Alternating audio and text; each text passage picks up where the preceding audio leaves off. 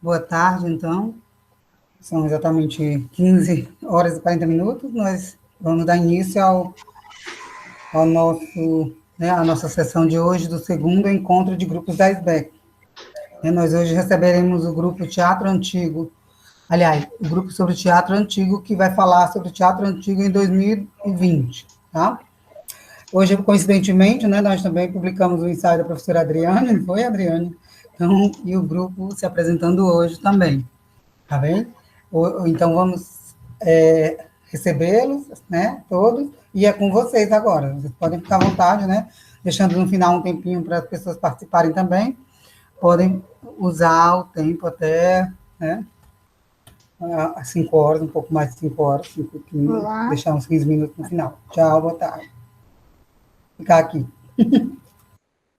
É com vocês, Adriana. Obrigada, Ana.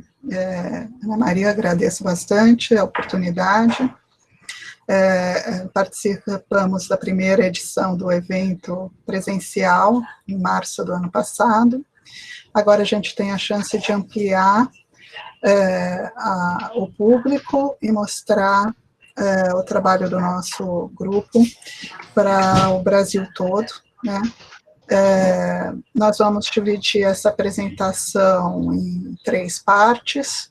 Uma primeira parte, quem nós somos, e a professora Zélia, que é fundadora desse grupo, como Aristóteles diz, o princípio e a alma, do grupo, vai fazer um pequeno histórico do nosso grupo e das principais atividades que ele vem desenvolvendo. Depois, eu e a professora Beatriz de Paoli vamos falar um pouco das atividades desse ano, do grupo. E, por fim, nós teremos a Renata, que é membro do grupo desde que ela era aluna de graduação, e que vai nos fazer uma palestra sobre o teatro antigo, o que aconteceu com o teatro antigo nesse ano pandêmico. Então, nós temos essas 3 partes. Eu agradeço, então, mais uma vez a SBEC na figura da Ana Maria, toda a organização do Claudinei para que isso funcione, e também aos membros do grupo que estão aqui prestigiando, e aos demais ouvintes. É um prazer vê-los todos aqui na telinha.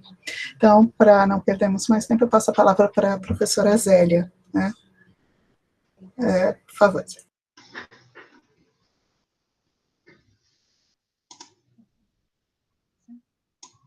Então, boa tarde para todos. Estão ouvindo? Boa tarde para todos. O que eu tenho a dizer não é muita novidade, porque, na verdade, todas essas informações que nós temos, que eu vou passar aqui para vocês, são informações que estão contidas na página do grupo. Na verdade, vamos lá, então, falar alguma coisa a respeito do surgimento desse grupo e da sua pequena história, O grupo foi fundado no ano 2002, dada uma correspondência que nós recebemos do CNPq, recomendando a todos os pesquisadores que tinham bolsa de produtividade em pesquisa, que organizassem um grupo de trabalho de pesquisa, a fim de reunir pesquisadores, tanto docentes como estudantes, que estivessem trabalhando numa área comum. Eu conversei, então, com a professora Adriane, como nós duas trabalhávamos com a mesma linha de pesquisa, que era o teatro greco-latino, perguntei, então, a ela se nos seria interessante nós organizarmos um grupo que reunisse professores e alunos que estivessem trabalhando com o teatro clássico. E ela imediatamente aqueceu a esse convite que eu fiz a ela, e nós duas, então, resolvemos tomar as medidas que fossem necessárias para a gente implementar essa nossa ideia. Fizemos, então, um comunicado ao Departamento de Artes Clássicas e Vernáculas, que aqueceu também a nossa pretensão. O grupo foi criado, foi certificado pela USP, nós comunicamos o fato ao CNPq, ele passou a ser certificado também pelo CNPq, e nós começamos a pensar, então, em realizar as nossas primeiras atividades. No ano seguinte, já estávamos no fim de 2002.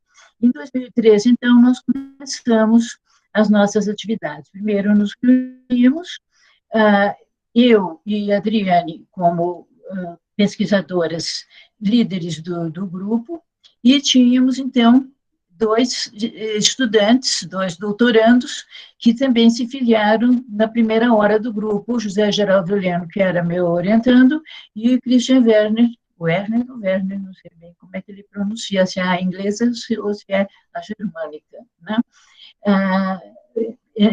Nós 4, então, constituímos o primeiro núcleo do grupo de pesquisa e estudos sobre o teatro antigo. Resolvemos, então, estabelecer a constituição do grupo, as atividades, falamos muito sobre isso, resolvemos que, bienalmente, nós escolheríamos um eixo temático a fim de conduzir os nossos trabalhos, teríamos reuniões periódicas, bimestrais, em princípio, ou trimestrais, conforme o caso, né, a fim de que discutíssemos assuntos que nos interessariam. Nós nos dispusemos a trocar informações a respeito de bibliografia, tanto de embasamento teórico relativo ao nosso tema de trabalho, como também de fazer comunicações, falando um pouco do trabalho que cada um de nós estava realizando. Então, no ano de 2003, nós fizemos todas essas coisas que estavam projetadas. E, no final do ano, nós resolvemos fazer uma mesa redonda a fim de mostrar aos demais alunos do programa de pós-graduação, outras pessoas que estivessem interessadas no assunto, né?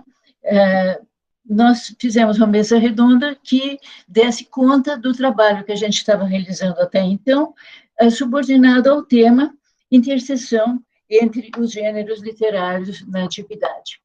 Dessa mesa redonda, então, que nós abrimos para a comunidade, tomaram parte a professora Adriana, Christian, que ainda nesse tempo era um pós-graduando, né, e eu. A Adriane fez uma conferência, cujo título era Anagnórise Cômica, Cenas de Reconhecimento em Aristófanes. Christian falou sobre o lamento trágico e a glória épica, e eu falei sobre o anfitrião de Plauto, propondo aquela questão, é uma tragicomédia, como se diz no próprio texto?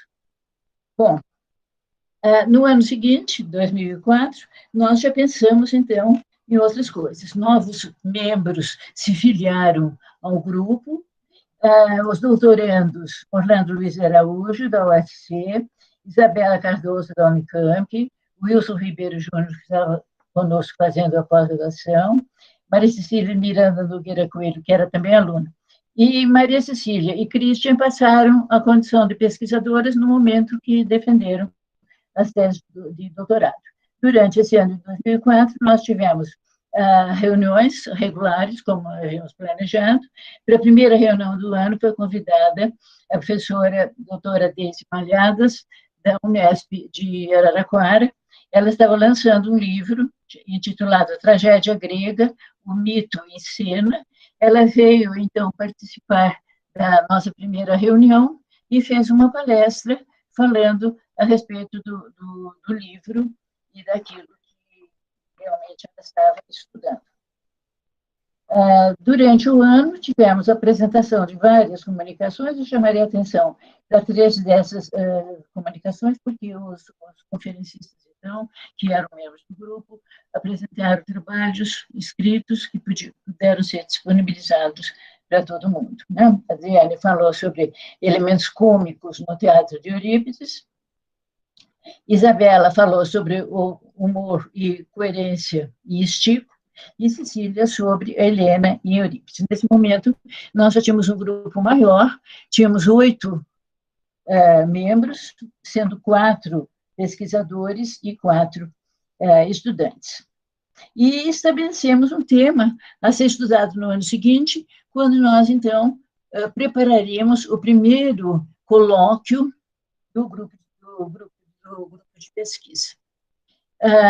Os estudantes que pertenciam ao grupo eram esses que estão aí no slide, cujos nomes estão no slide: Orlando Luiz Araújo, Isabela, Wilson, Maria Cecília de Miranda Nogueira Coelho, e sendo que Maria Cecília e Christian passaram a categoria de pesquisadores no momento, então, que eles defenderam a sua tese de doutorado. Né?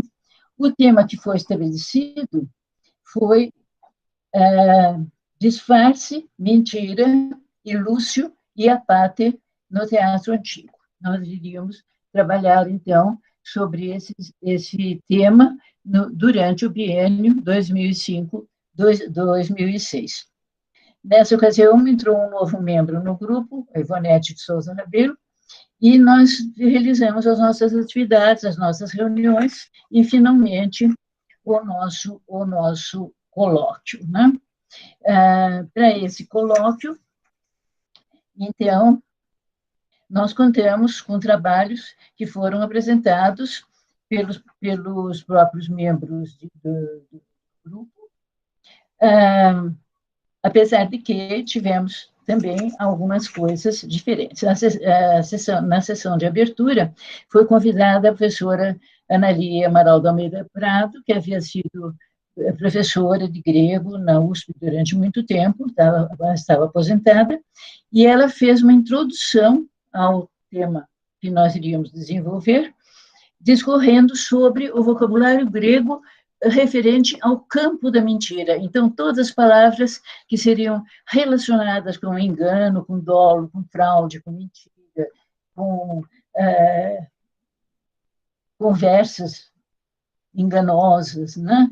E foi uma conferência muito interessante, bastante filológica, né?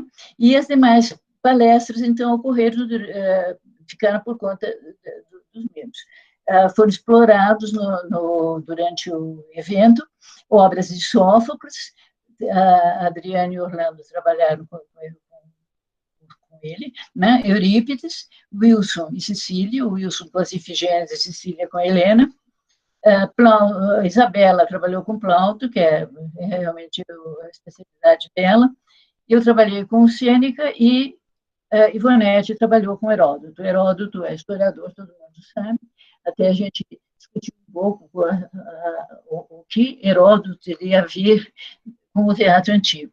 E ela procurou mostrar que na obra de Heródoto existem determinados trechos que podem ser considerados como momentos de representação teatral. Bom, o tempo foi correndo para o 2008, então, em 2008, nós escolhemos esse tema, o masculino e o feminino no teatro greco-latino. Né? Também, durante o ano, fizemos várias reuniões. Nessas reuniões, membros do grupo já veteranos, então, apresentaram comunicações, e durante o evento, nós contamos, inclusive, com membros novos que estavam se inscrevendo naquele momento no grupo, que eram já pessoas bastante conhecidas, como o professor Torrano, por exemplo, Ana Maria César Pompeu, que hoje é presidente da SBEC, Maria Cristina Franciscato, e vários estudantes, como a Milena de Oliveira Faria, Anaís Santos Carvalho Silva, Ana Carolina Neves, Helena Negreiros Spinelli, e foram contemplados, então, nesse evento, personagens encontradas em muitos desses autores que já haviam citados, personagens encontrados, então, em peças de Ésquilo, Sófocles, Eurípides, Plauto e Sêneca. Né? Várias das palestras que foram pronunciadas nesses dois eventos foram agrupadas num livro, vocês têm aí a capa do livro, o livro de estudo sobre o teatro antigo. Esse livro foi organizado por Adriana e por mim, e ele é dividido em duas partes. Na primeira parte, então, nós temos as palestras, o texto das palestras que se relacionaram com o Apate e Lúcio, do teatro antigo, e na segunda parte, o masculino e o feminino. O evento seguinte seria realizado em 2010, e o tema escolhido foi a representação dos deuses e do sagrado no teatro greco-latino, né, no teatro clássico. A escolha do tema e o planejamento ocorreram durante o biênio, e o colóquio se desenvolveu em 3 dias. Os primeiros colóquios foram realizados em 2 dias, este já foi em 3 dias. Também, nos primeiros colóquios, nós tínhamos sessões que se realizaram no período da manhã e no período da noite, e a partir do terceiro colóquio nós tivemos também sessões no período da tarde, né?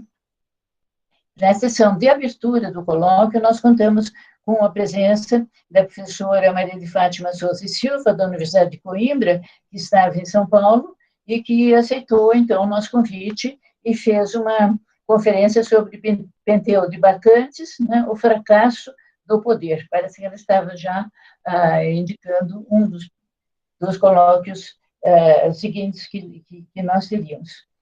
E as demais conferências foram pronunciadas por membros do grupo, que já eram considerados veteranos, né, e outros novos.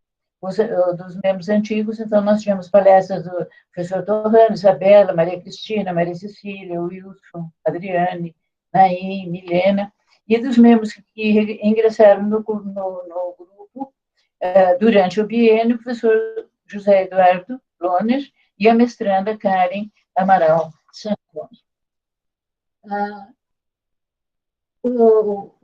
Antes de falar do colóquio seguinte, que foi em 2012, eu queria lembrar que as palestras que foram feitas no colóquio de 2010 também foram publicadas em livro. Esse livro também foi organizado por nós, por Adriane e por mim, e ele foi lançado numa sessões que nós tivemos, e, na verdade, então, ele continha palestras, textos de palestras de todas as pessoas que haviam participado no evento. E, em 2012, nós tivemos o colóquio sobre as relações do poder no teatro grego.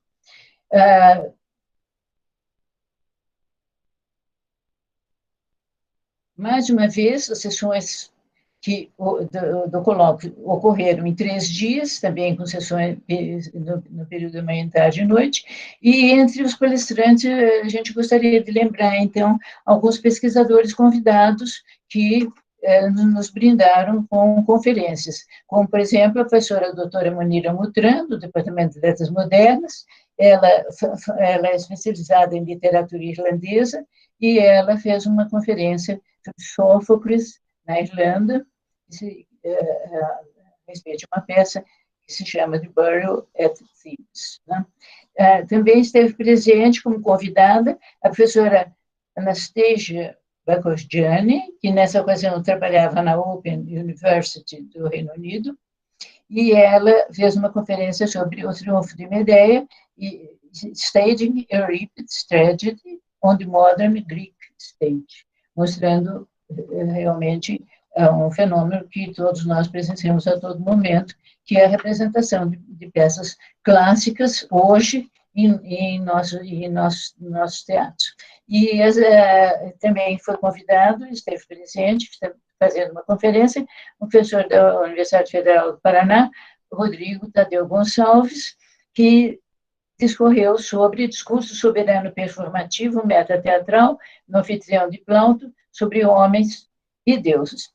E as demais palestras foram pronunciadas por antigos membros do grupo, os mesmos que já haviam se apresentado em eventos anteriores: Adriane, Torrano, José Eduardo, Isabela, Wilson, Maria Cristina, Maria Cecília, Christian, e os estudantes Naim, Ivonete e Milena, bem como novos membros que haviam ingressado no grupo e que, na verdade, apresentaram seus trabalhos. Então, eu citaria os nomes da Cristina Souza Agostini, Carol Martins da Rocha, a Beatriz de Pauli, Alessandra Rigonato, Renata Casarinho de Freitas, Lilian Costa, Milton Torres, Valdir de Souza Júnior. Esses eram os novos membros do grupo que se filiaram a ele nesse período e que participaram desse evento que trabalhou com as relações de poder. Né? No biênio seguinte, então nós já estamos no biênio 2013 e 2014, escolhemos como tema a narrativa no drama. Na verdade, nós lemos muito material, muitos textos a esse respeito. Esses textos foram discutidos nas nossas reuniões bimestrais e, finalmente, nós fizemos o nosso evento também sobre esse assunto. Né? Tivemos, nesse período, a visita de importantes pesquisadores que também participaram das nossas reuniões com conferências e pessoas também que participaram do colóquio. Né? Então, chegamos a 2014, e em 2014 se realizou o colóquio, e desse colóquio, então, participaram os membros do grupo com interessantes conferências. Em 2015 e 2016, nós começamos a trabalhar com um assunto que estava realmente muito em voga naquele momento, e que era a questão da recepção. Nós pensamos, então, em trabalhar com o drama antigo e a recepção. Foram convidados para pronunciar conferências durante o biênio vários pesquisadores, como, por exemplo, o professor Martin Winkler, da George Mason University, Elke Gisele Steinman, da Universidade, o nome é meio complicado, da Universidade KwaZulu, Natal, da África do Sul, e a Anastasia Kodiani, que já tinha estado conosco e que voltou a comparecer para fazer também uma palestra numa das nossas reuniões. Né? Esse drama, esse evento, esse colóquio, que deveria ter sido realizado em junho de 2016, foi adiado em virtude da greve que estava havendo na USP, uma greve muito prolongada, e, na verdade, só ocorreu em março de 2017, e não em 2016, como tinha sido estabelecido, né? Quando a situação se estabilizou. Constou de 14 conferências, distribuídas pelos 3 dias, quando se contou com conferencistas, com a presença novamente da professora Anastasia Kodiani, que nesse momento não estava mais trabalhando no Reino Unido, e sim na Massey University, na Nova Zelândia. Né? E membros do grupo, vou citar os nomes rapidamente, porque são os mesmos membros que sempre estão trabalhando em conjunto conosco, formando a família que nós temos ali no nosso grupo de pesquisa. Né? Renata, Milena, Adriane, Torrano, Cristian, Beatriz, Guilherme Rodrigues, que entrou no grupo a partir de 2014, Sâmia, que passou a fazer parte do grupo em 2016, Wilson, Valdir, Milton, Isabela. E essas conferências que foram apresentadas foram muito interessantes, porque não só se pensou na recepção hoje dos clássicos, mas no próprio período clássico, então, como os escritores mais antigos exerceram influência sobre os mais recentes. Então, nós tivemos palestras, por exemplo, sobre a influência de Homero, Hesíodo, Ésquilo, sobre Eurípides, ou então a influência de Eurípides sobre as tragédias fragmentárias do período greco-romano, ou sobre a obra do período bizantino, bem como a influência exercida por eles sobre os modernos, desde o período elisabetano até hoje, é sempre da influência da tragédia clássica aqui no Brasil, por exemplo, sobre Nelson Rodrigues, Antunes Filho, Albert Rocha, e da comédia de Aristófanes e Plauto, que são sempre apreciadas, continuam a ser encenadas e, na verdade, exerceram influência sobre muitos dramaturgos modernos. Né?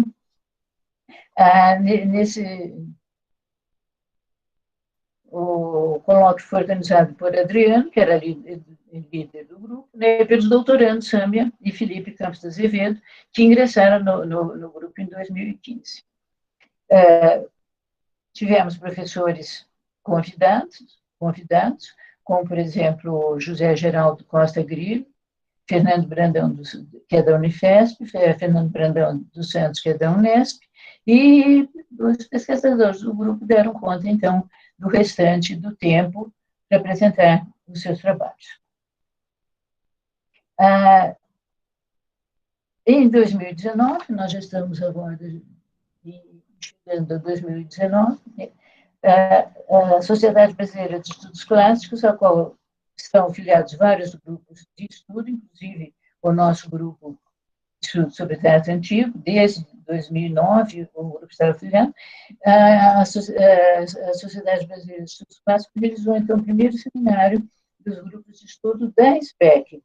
E o nosso grupo foi representado nesse seminário pela professora Adriane, que não só fez um histórico do grupo, como também apresentou um trabalho, a caracterização do personagem trágico, o caso do marido de Electra.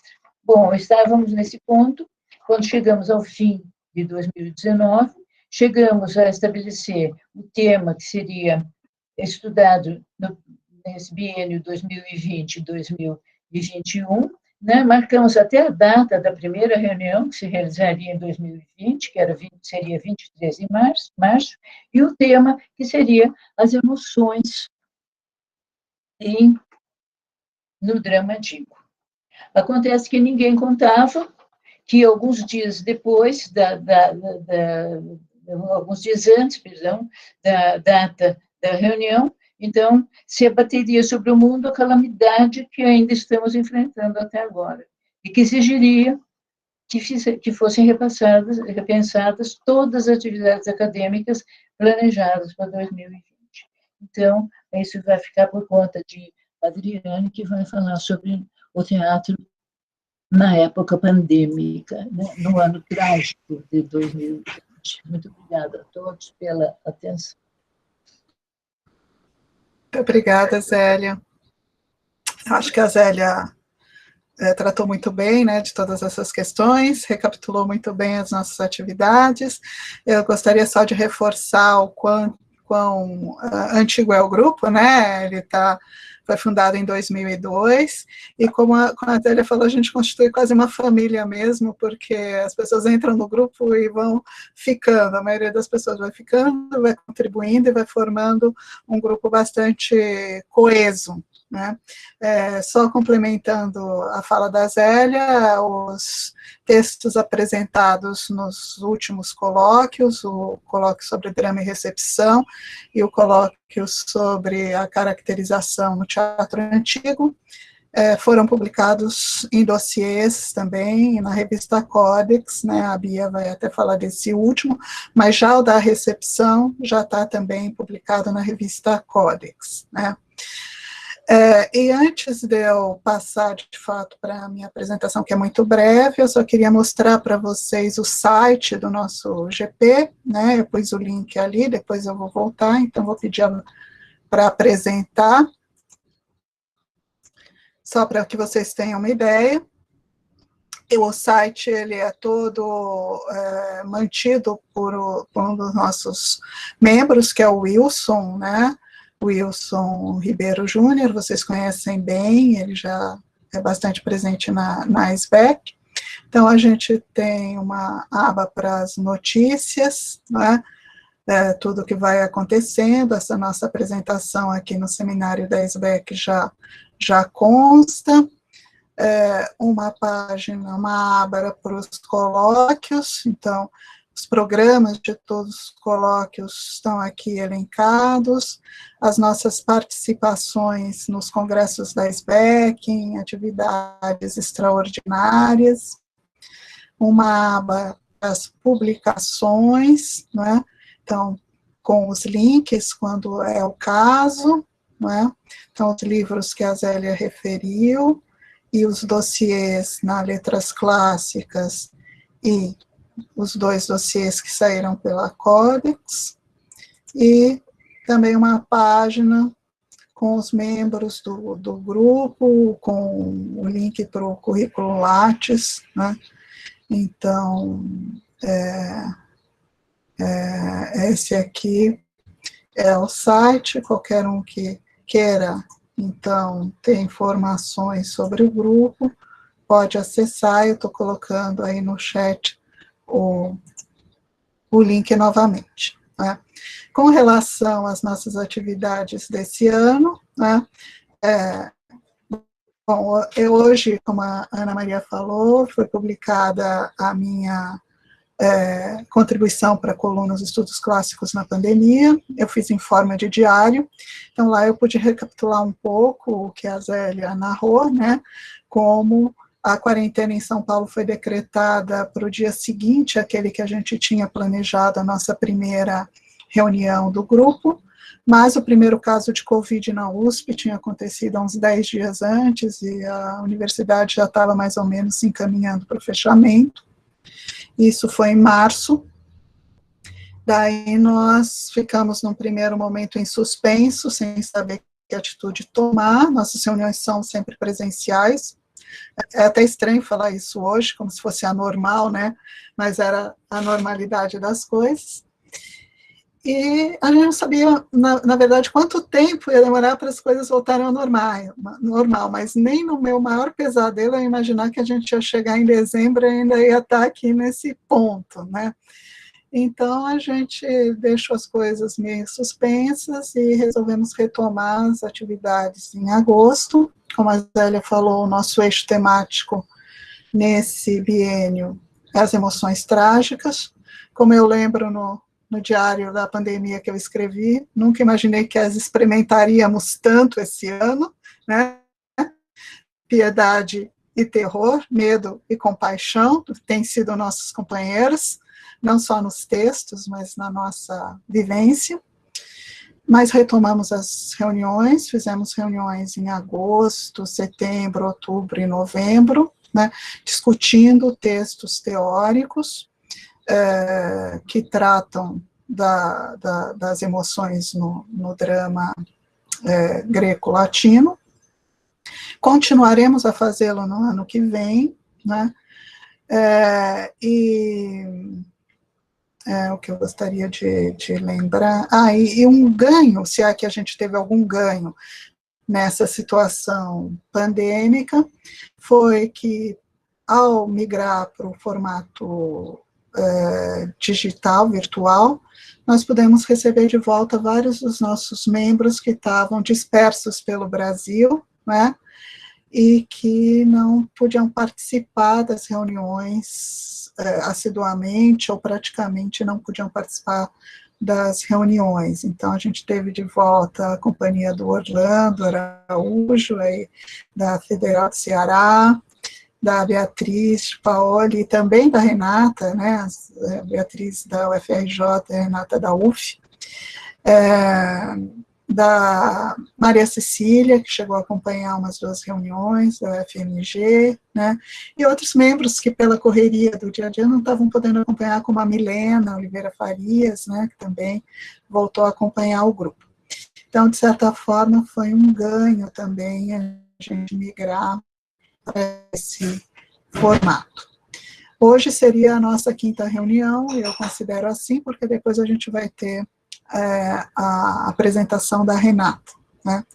Então, foi assim que a gente lidou com essa situação da pandemia, né? Não era um ano de colóquio, as nossas atividades estariam restritas às nossas discussões presenciais, fechadas, sobre o tema, nosso tema de discussão. E nós voltamos a fazer as reuniões e pretendemos continuar ano que vem, depois vendo se vai ser possível fazer um colóquio ano que vem, por conta mesmo da gente ter começado só no meio do ano a discutir esse tema, que tem que amadurecer um pouco, né? Então, quanto à minha parte, é bem breve, era isso que eu ia apresentar. Uma outra atividade importante que a gente teve esse ano tem a ver com a publicação. a publicação dos textos apresentados no colóquio Drama Antigo e Caracterização no Drama Antigo, do ano passado, que foram reunidos e publicados em dossiê da Codex. Então, eu e a Beatriz trabalhamos nisso esse ano, e eu vou pedir, então, para a Beatriz agora falar um pouquinho desse dossiê, apresentar um pouco esse dossiê para vocês. Obrigada. Boa tarde a todos. Me ouvem bem? Eu vou, então, apresentar aqui a minha tela para eu mostrar para vocês. Como é que eu tenho que fazer? Aqui, né? Compartilhar.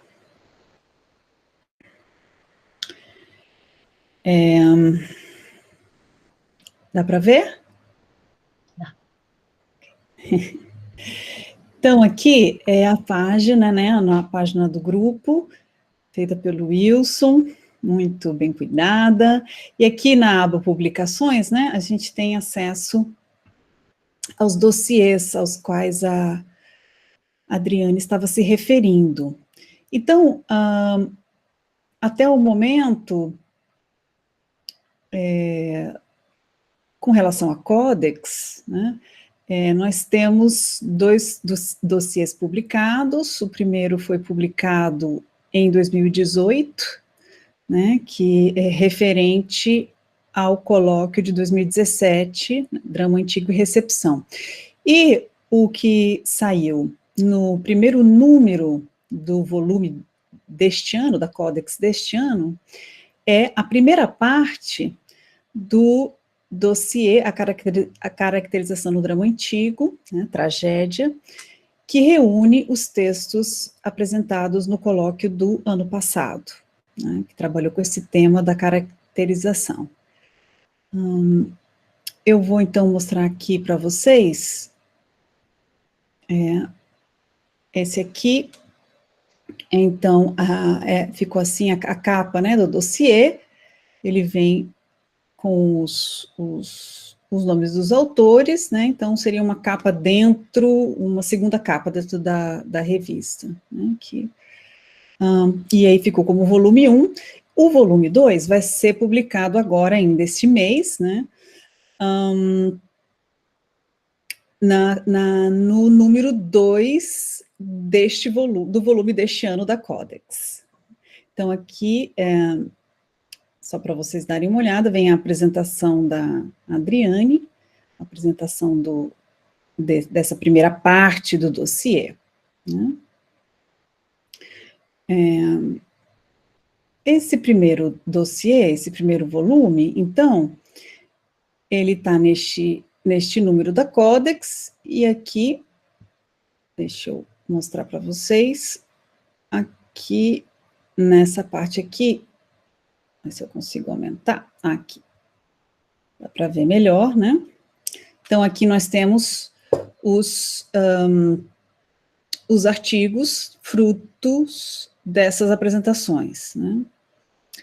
Do Torrano, tem o meu, tem do professor Fernando, da própria Adriane, do Christian, da Clara, do Luiz Guilherme, da Sâmia, do Wilson e da professora Zélia. O segundo volume, ele ainda está sendo trabalhado, mas eu coloquei aqui para mostrar, numa pré-visualização, a capinha dele, que já está praticamente pronta, aqui tem uma falhinha que falta corrigir, e também em modo ainda de pré-visualização, ainda não está lançado, né?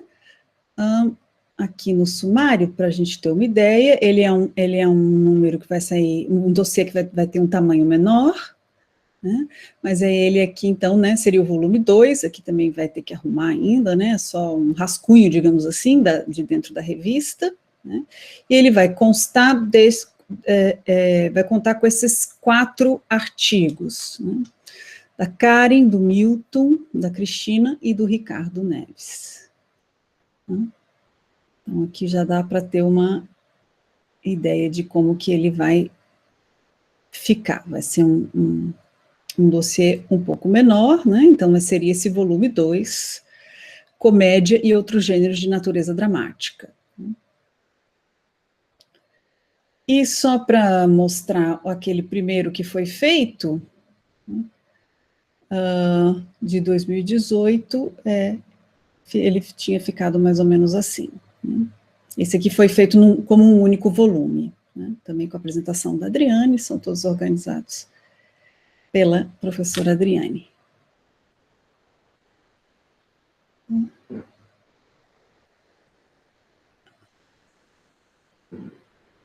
E é isso, então a segunda parte do dossiê vai sair agora até finalzinho, a gente precisa realmente desse tempo, então a gente conta mesmo até com os últimos dias de dezembro, né? Então, para ajeitar aí dar os toques finais, então até finalzinho de dezembro vai estar no ar, mas já está quase tudo pronto.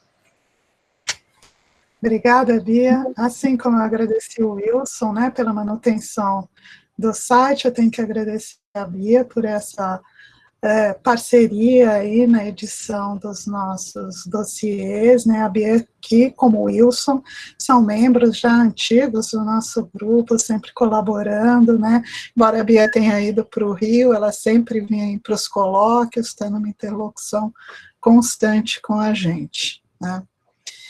Bem, então, foram essas as nossas atividades durante esse ano, as reuniões que a gente manteve online, periódicas, a partir de agosto, e a participação nesse segundo seminário dos grupos de estudos da SBEC, e a confecção desses 2 dossiês, que é algo bastante importante, né, para o nosso trabalho. Bom, então passamos pela primeira sessão, quem somos, a segunda, o que fizemos durante esse ano, né, e agora vamos para a nossa terceira sessão, que é a apresentação que a Renata Casarini Freitas vai fazer sobre o que aconteceu com o Teatro Antigo em 2020. A Renata dispensa apresentações, também é uma membro do nosso grupo desde que ela era aluna da graduação, permaneceu assim enquanto era mestranda e doutoranda, e ainda nos acompanha depois que assumiu a docência de Língua e Literatura Latina na Universidade Federal Fluminense. Como ela é incansável, ela tem vários outros projetos que vocês conhecem bem, né? O blog Teatro Palco Clássico, né, que eu sempre indico e recomendo para todos, né, e o Cineclube Matrizes Clássicas, na UF, né, além de outras tantas atividades que eu não sei como ela dá conta de coordenar. Né.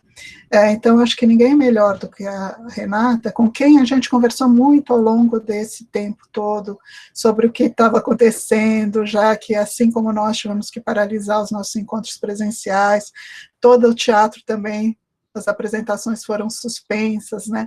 Então, o que estaria acontecendo nesse cenário da performance dos textos antigos esse ano?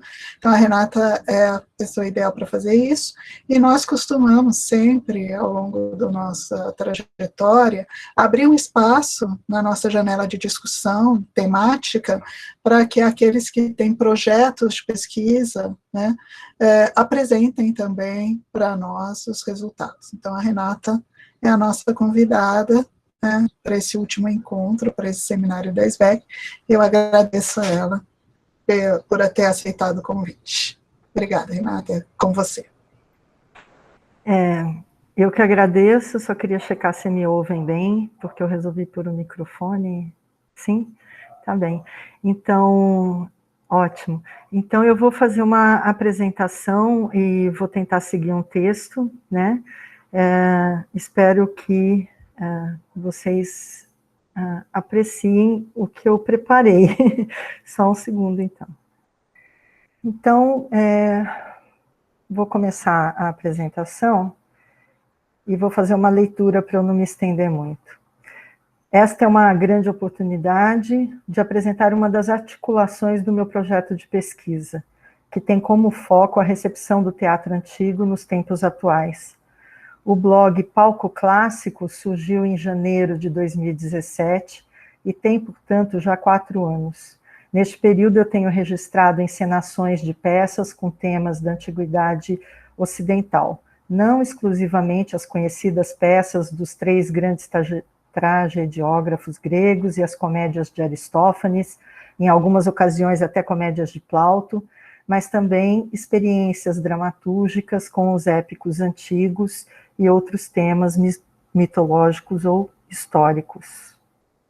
A ideia do blog partiu de uma necessidade particular de obter dados sobre a recepção do teatro antigo no Brasil para subsidiar a minha pesquisa. Um levantamento dessa natureza é feito há muitos anos pela professora Zélia Cardoso, que não se furta a fornecer os dados. Mesmo assim, eu optei por tornar público esse meu trabalho, ainda que, de certa forma, é preciso admitir, ele seja pouco sistemático e talvez até mesmo precário. Eu vou me explicar. Um dos fatores que eu considero de precarização desse tipo de trabalho, e que eu já antevia, mas que só posso atestar agora, é, por exemplo, a desativação de links, que vão sendo apagados, né? Muitas informações relevantes somem dos hiperlinks que são feitos nos posts, então é possível que, ao fazer essa pesquisa, em algum momento, vocês se deparem com isso. Então, diante, por exemplo, desse elemento de precarização e de outros, né, eu aproveito essa oportunidade, que, como eu disse, é única, para lançar 2 propostas concomitantes ou, possivelmente, uma só proposta que tem 2 frentes. A criação de um arquivo físico com material de divulgação e registro audiovisual de peças e a publicação periódica do repertório teatral do ano. Isso tudo não pode ser iniciativa de uma pessoa só, é preciso criar uma rede de colaboradores e conquistar um apoiador institucional do porte, por exemplo, da Sociedade Brasileira de Estudos Clássicos, além do compromisso de uma instituição de ensino que tenha preferencialmente uma editora universitária. Sobre o teatro na pandemia, efetivamente, antes de apresentar o que foi o ano, que foi a proposta que a Adriane me fez, que revolução foi essa, né, que aconteceu com os teatros fechados neste ano, eu queria dar uma pincelada, falar rapidamente do que está por vir, algumas dicas para o ano que vem. Antígona continua sendo uma peça muito prestigiada nos palcos ao redor do mundo. O slide que vocês veem trata de Antígona na Amazônia, que é um projeto do teatro da cidade de Ghent, da Bélgica. O nome é esse, NT Ghent, né, o nome do teatro, que tem a direção artística de um suíço de expressão alemã, chamado Milo Hall. Ele é um dramaturgo e um encenador que apregoa e que realiza um teatro engajado. Milo estava ensaiando no Brasil, com esses atores brasileiros e estrangeiros, este ano, quando chegou a Covid-19, e ele teve que fazer uma mudança de planos.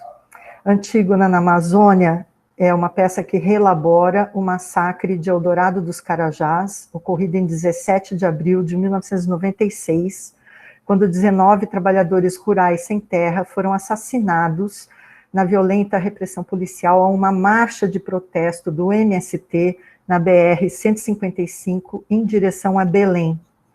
A encenação desse massacre estava prevista para 17 de abril deste ano, foi transferida para o ano que vem, com transmissão ao vivo, segundo as informações que eu obtive do coordenador de imprensa do NT Ghent. E essas informações são muito recentes, ele me passou na sexta-feira passada. A estreia europeia dessa peça está prevista para o dia 16 de junho, na Bélgica. No Brasil, a gente já pode falar, ou ficar pelo menos com a expectativa, de que a atriz Esther Góes e o filho dela, Ariel Borg, anunciaram já para 2021 a montagem da peça Tesmoforiantes, na tradução da professora Ana Maria César Pompeu. Em 27 de setembro, agora, né, deste ano, os dois atores, né, mãe e filho, fizeram uma live com uma colagem de trechos da trilogia feminina, né, como se chama, de Aristófanes, Lisístrata, Tesmoforiantes e Assembleia de Mulheres. Essa live fez parte do projeto do Sesc São Paulo de transmitir ao vivo pelo Instagram e pelo YouTube da residência dos artistas uma versão curta de peças que, em geral, não é o caso dessa, já tinham sido encenadas em palcos do Sesc. A peculiaridade do projeto é que depois da transmissão ao vivo dessa live, a peça continua disponível online no site do Sesc. Na verdade, isso que eu acabei de falar vale para muitas das peças, mas não para todas. E aqui entra um dos pontos interessantes de debate sobre o teatro, não apenas o teatro clássico, obviamente, que ficou explícito durante a pandemia. As relações de força entre artistas e estruturas de financiamento de grande porte. Enquanto sindicatos e associações de profissionais de teatro, não apenas de atores e atrizes, mas também de técnicos de luz, som, figurinistas, cenógrafos, batalhavam por doações, alguns artistas tinham contratos com emissoras de TV, por exemplo, garantidos, mesmo que algumas programações tenham sido postergadas devido à interrupção das gravações. Outros projetos foram simplesmente transferidos para plataformas digitais. Alguns artistas revelam a sua força de negociação, como é o caso de Gregório do Vivier, que vocês podem ver, então, no slide. Ele faz, em 14 de agosto, uma live enxuta, isso é, de 75 para 35 minutos, do espetáculo que ele vinha encenando desde 2019 nos palcos, chamado Sísifo. Ele faz, então, essa adaptação para o projeto do Sesc São Paulo, coincidindo com o lançamento do livro com o texto teatral pela editora Cobogó. Mas essa gravação não está disponível. Diferente, então, do que acontece, por exemplo, com a peça Medea Mina Gege, encenada pelo ator Kenan Bernardes, que vocês veem aqui do outro lado, né, ao lado do Gregório, com texto de Rudinei Borges dos Santos, que estreou em janeiro de 2018 no Sesc Ipiranga, na cidade de São Paulo. A live aconteceu em 3 de agosto deste ano, obviamente, e continua disponível no site do Sesc. Embora Medea Mina Gege seja um solo muito sensível, excepcionalmente bom, ainda não alcançou 2.000 visualizações. Já a versão, por assim dizer, pocket de Sísifo, chamada ironicamente de A Montanha Vai a Sísifo, entre parênteses, né, como vocês podem ver aí no slide, só no dia da própria live tinha superado 6.000 pessoas na audiência. Eu posso afirmar isso porque eu fiz prints da tela do meu computador. É o número último que a gente tem, já que essa peça não está disponível. Outras Medeias, além da Medea Mina Gege, exibidas anteriormente em palcos do Sesc, tiveram a mesma oportunidade. Então temos aí Débora Lan, fez a live de Mata Teu Pai, que é um texto da dramaturga Grace Passot, em 3 de julho. A gravação está disponível desde essa data e já superou 9.000 visualizações. E eu costumo dizer que eu colaboro bastante, porque eu acho que eu já vi umas 10, 12, 13 vezes essa gravação. E já tinha visto no palco também 2 vezes, tá? Laila Garran transformou num solo A Gota d'Água a Seco, uma live muito sofisticada em termos de pré-produção, de cenário e câmeras. Esteve disponível por um tempo, mas não está mais. Verifiquei hoje isso. No dia da transmissão, que é o último número que eu tenho, em 11 de setembro, chegou perto de 900 pessoas assistindo. Eu trato dessa maneira porque a audiência da live ela é muito instável, ela vai variando. Eu tenho vários prints e eles ficam em torno de 858, 850, 860 pessoas vendo. Algumas saem, outras entram. Então, é para ter uma ideia média, né? Não é como lotar um teatro, poder contar cada cadeira, cada bilhete, ingresso vendido de um espaço teatral. É diferente. Bom, Márcia Lima reformulou a peça Medeia Negra, adaptando a dramaturgia de Márcio Marciano e Daniel Arcades, limando 20 minutos da apresentação original, do figurino e também do visagismo, que eram componentes muito importantes dessa peça.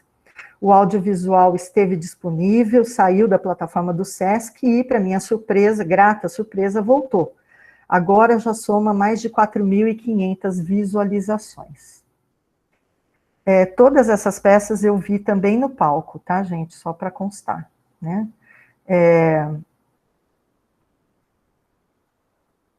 Acabou de andar aqui um pouco demais o meu texto, só um minuto.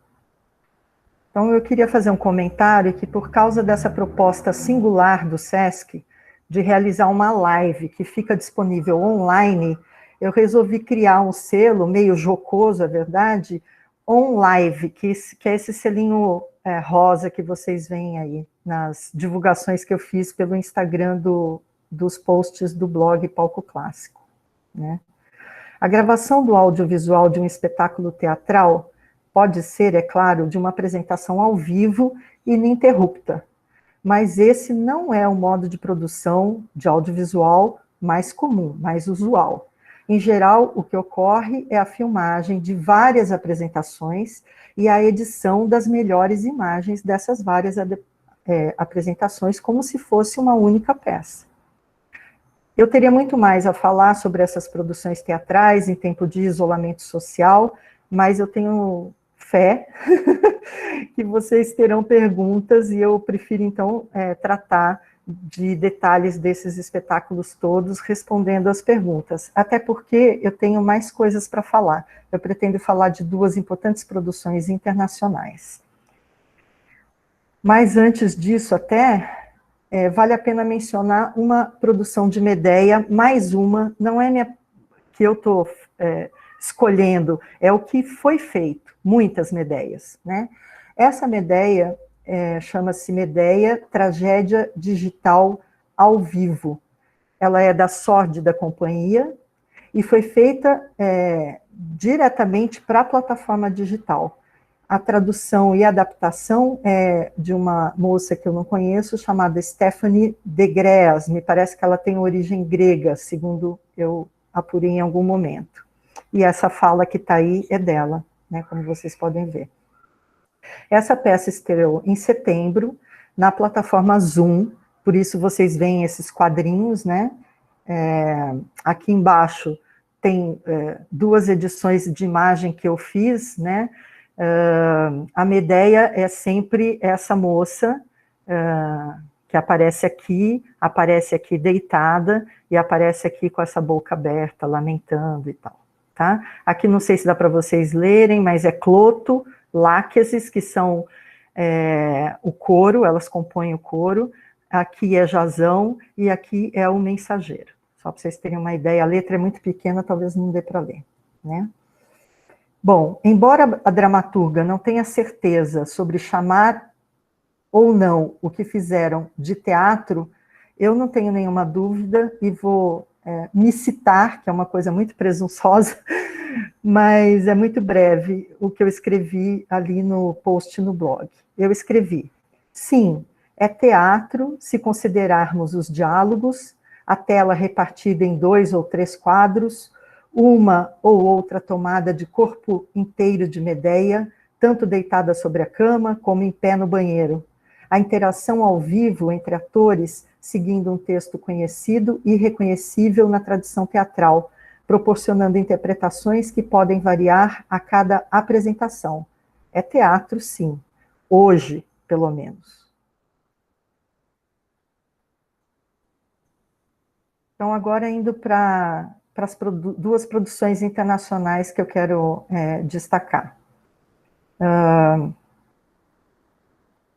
Quem acompanha o blog já deve ter lido, eu lamento se me repito, mas eu acho que é muito relevante falar da empresa, que é uma empresa, Theatre of War Productions. é um importante projeto de engajamento político por meio da tragédia clássica, que ganhou dimensão global durante essa pandemia, quando passou a transmitir pelo Zoom leituras dramatizadas de peças de Sófocles traduzidas por Brian Doris. Ele é diretor artístico da Theatre of War Productions, uma empresa de impacto social, é uma classificação, né, dos setores da economia, que chegou a ter contratos comerciais com o Pentágono para atender grupamentos de soldados no exterior, fazendo leituras dramatizadas de peças clássicas sobre a guerra e a dor, como Filoctetes e Ájax. Doris entende a tragédia clássica como uma tecnologia para o presente. Na divulgação do Oedipus Project UK, o projeto Édipo Reino Unido, por exemplo, se afirma no material de divulgação, né, que a leitura dramatizada funciona como, abre aspas, um catalisador para uma conversa franca sobre o impacto da Covid-19 em indivíduos, famílias e comunidades em todo o mundo. Não preciso dizer que a peça Édipo Rei tem uma peste, né, que assola a cidade de Tebas. Foi justamente com a peça Édipo Rei que teve início a série de apresentações online e gratuitas a partir de 7 de maio, e que me permitiu, então, finalmente, acompanhar esse trabalho. Eu quero abordar, em particular, a peça Antigone em Ferguson, que estreou em 17 de setembro de 2016, estreou presencialmente, né? Em 17 de setembro de 2016, na esteira do assassinato de Michael Brown Jr., um rapaz afro-americano de 18 anos, que foi morto por um policial branco na cidade de Ferguson, no estado do Missouri, nos Estados Unidos. O crime ocorreu em 2014. A associação com Antígona se deu porque o corpo de Michael Brown Jr. ficou no chão, na rua, por muito tempo, 4 horas e meia. E isso foi tão repulsivo que mobilizou a comunidade da cidade de Ferguson. Doris, que é esse homem branco de barba, não é um professor universitário, mas tem formação em línguas clássicas, segundo ele conta no livro sobre o empreendimento dele. O livro se chama The Theatre of War, What Ancient Greek Tragedies Can Teach Us Today. Esse livro é de 2015. Doris acredita que haja um efeito curativo ao trazer situações trágicas da antiguidade para situações dramáticas do nosso tempo. Após uma carreira presencial de 3 anos, não apenas nos Estados Unidos, Antigone em Ferguson estreou na plataforma digital Zoom em 9 de agosto deste ano, no memorial pelo 6º ano da morte de Michael Brown Jr. Desde essa data, vem acontecendo uma série de apresentações, a mais recente foi em 3 de dezembro. Esse é um print de 3 de dezembro. Assim como a Adriane, que já viu 2 vezes, pelo que eu li no diário dela, publicado hoje pela SBEC, eu já vi acho que umas 3 ou 4 vezes e recomendo fortemente. Mas esse ano acho que não vai haver mais Antigone em Ferguson. A proposta não é de montagem da peça, nem mesmo quando os encontros aconteciam presencialmente, mas de uma leitura dramatizada, muitas vezes com atores ou atrizes famosos, incluindo a performance de um coro gospel, no caso, especificamente, da peça Antigone em Ferguson. O coro representa os anciãos tebanos que aconselham Creonte, como na peça de Sófocles. Ele inclui ex-professores de Michael Brown Jr. e até mesmo policiais da cidade de Ferguson. Esse é um print do coro, é o que se vê na plataforma Zoom quando eles estão se apresentando.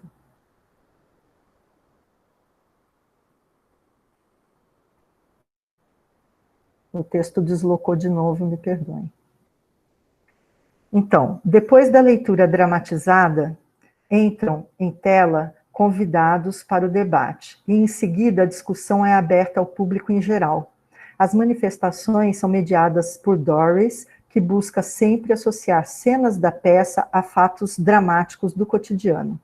Especificamente na peça Antigone em Ferguson, os temas abordados são a violência racial, a opressão estrutural, a misoginia, a violência de gênero, a injustiça social. A proposta do Theatre of War, então, é que o espetáculo tenha 3 interfaces. A leitura dramatizada com uma participação coral, seguida da manifestação de convidados, que são pessoas que estão diretamente ligadas a ocorrências de violência e que, portanto, de alguma maneira, podem fazer uma leitura de vivência da peça em relação àquela situação crítica. E, por fim, a terceira interface é do público que queira participar. Toda a sessão é conduzida em inglês. Então, entre os convidados, para vocês terem uma ideia, chegou a estar a mãe do Michael Brown Jr. na sessão inaugural pela internet. Quando se vai ao teatro, geralmente, vê-se uma encenação e vai-se para casa. Aqui, não. O projeto do Theatre of War é cumprir essas 3 etapas, e eu chamo isso de ativismo social. Finalmente, a grande notícia do ano, né? Nesse ano de pandemia, foi a primeira transmissão online, ao vivo, desde lá do teatro de 2.300 anos, em Epidauro, no sul da Grécia, no dia 25 de julho. A peça escolhida foi Os Persas, de Ésquilo, teve duração de 100 minutos e foi encenada pelo elenco com a direção do diretor artístico do Teatro Nacional da Grécia. O governo grego autorizou, nesse verão europeu, poucas apresentações. Impôs restrições sanitárias devido à pandemia, por exemplo, a ocupação de apenas 45% dos 10 mil assentos do teatro. O que se pôde ver na transmissão online, e eu sei que muitos de vocês acompanharam, a gente trocou até mensagens naquele dia, né? Então, o que se pôde ver durante a chegada do público, e de novo aqui eu coincido com o diário da Adriane, quando eu li achei muito curioso, porque eu já tinha escrito e até mandado esse texto para ela, então ela sabe que eu tinha escrito isso, né? Durante a chegada do público, a gente podia ver como estava funcionando o bloqueio das áreas da plateia, então foram bloqueadas as áreas laterais. Eu até tenho um print, mas a qualidade estava muito ruim para uma apresentação, ele está lá no blog, né? Foram bloqueadas as áreas laterais da plateia, mas ao mesmo tempo houve uma aproximação muito grande dos espectadores, né? Hoje, pensando hoje, eu fico horrorizada, eles ficaram todos posicionados de frente ao palco, então foi reduzido o número de pessoas, mas eles estavam todos muito aglomerados. Aparentavam usar máscara, sim, e eram conduzidos por assistentes ali da organização. Esses estavam sempre protegidos com aqueles visores plásticos e com luvas que aparentemente eram luvas cirúrgicas. A peça de Ésquilo, que é do século V a.C., como todos sabem, trata da derrota persa para os gregos na Batalha Naval de Salamina. Ela foi encenada em grego moderno, com incursões no grego antigo, por exemplo, na fala final, quando os membros do coro, formado por anciãos, 9 anciãos persas, se reafirmam como guardiães, né? Phylakers. Na chamada, por assim dizer, sala de espetáculo, né? Não importa se ao ar livre para 4.500 pessoas, ou com um ar-condicionado para 300 pessoas, não importa se é um palco italiano ou uma arena, o espectador, então, numa apresentação presencial, né, tem a visão do todo o tempo inteiro. O espectador tem um certo grau de autonomia para ver o que quiser ver de tudo que está se apresentando à sua frente. Esse é um princípio do teatro, essa liberdade de editar a sua experiência teatral. Mesmo quando um personagem tem a posse da fala, o espectador não é obrigado a focar nele os seus olhos. Talvez o espectador prefira ver a reação do antagonista, que espera ainda o seu turno de fala. Eu mesma sou uma pessoa que faço isso muitas vezes. Mas não é o que acontece numa transmissão desse tipo que aconteceu em julho com os persas. Uma transmissão que eu chamaria de televisiva, como a que se viu, como eu disse, em Epidauro, né? Havia cortes e closes, uma cuidadosa edição de imagens, e isso dirige o espectador e o transforma, do meu ponto de vista, ao menos, num telespectador. O slide que vocês veem agora é composto de 2 prints de tela que eu tirei do meu computador durante a transmissão. Um dos prints mostra o que seria equivalente à visão totalizante do coro no palco de Epidauro, que é essa imagem mais abaixo, né? Vou passar o cursor aqui, mas obviamente vocês estão entendendo o que eu estou falando, né? É como se eu, como espectadora, estivesse de frente vendo o palco todo, né? O outro print exibe um close ou uma tomada de detalhe lateral do mesmo coro. Portanto, a câmera, nesse momento, estava posicionada aqui, certo? E filma essas mãos numa tomada fechada, num close, se quiserem chamar assim, e o que a gente vê quando está vendo a transmissão é, em algum momento, a inserção dessa tomada fechada, né? Então, diante disso, o que eu quero dizer é que com esse detalhe lateral do mesmo coro, uma visão parcial, um enquadramento maravilhoso, magistral, não estou criticando isso, mas ele só era visível para o telespectador. Portanto, a experiência de quem estava presente lá foi diferente da experiência de quem estava vendo pela tela do computador, do celular, da televisão, de onde quer que fosse que estivesse acompanhando isso. O slide anterior dá o mesmo testemunho. O figurino dessa peça foi motivo de vários comentários elogiosos. E ele é potencializado, esse figurino, pela transmissão em vídeo.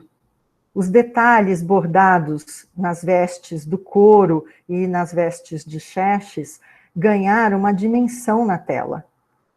Dá para vocês verem aqui, então, Xerxes chegando, voltando da guerra em Andrajos, no plano americano. No outro print, a gente tem o que só se viu na transmissão. As costas, né, um close do bordado das costas da camisa, onde estão listados os persas vitimados na batalha, referência ao verso 302 e versos seguintes da peça. Então, vem os nomes Artembares, Dadaces, Tenagon, etc. Bom, o blog tem muito mais informação sobre essa transmissão histórica que não está disponível na internet até onde eu sei. Inclusive, eu queria dizer que tem um comentário da Flávia Vasconcelos, que é pós-doutoranda no Canadá, que se dispôs a colaborar, fazer um comentário. Então, aqui eu tenho o meu post, que foi no dia seguinte, 26 de julho, e alguns dias depois tem um comentário da Flávia. Por que eu estou dando destaque a isso? Porque eu queria deixar o blog como a porta aberta para todos os interessados, né? O blog, esse blog está aberto a quem quiser colaborar. Há várias pessoas que estão aqui presentes hoje que já colaboraram. Eu estou citando a Flávia porque é o tema, né, em questão. E aqui eu encerro a minha apresentação, mas estou, obviamente, aberta a responder perguntas, tentar, pelo menos, responder as perguntas. Aqui eu tenho algumas referências bibliográficas, são livros que eu tenho usado com bastante frequência para estudar o movimento mais recente de recepção de peças clássicas, que é o meu foco de trabalho. Então, com isso, eu agradeço. Obrigada.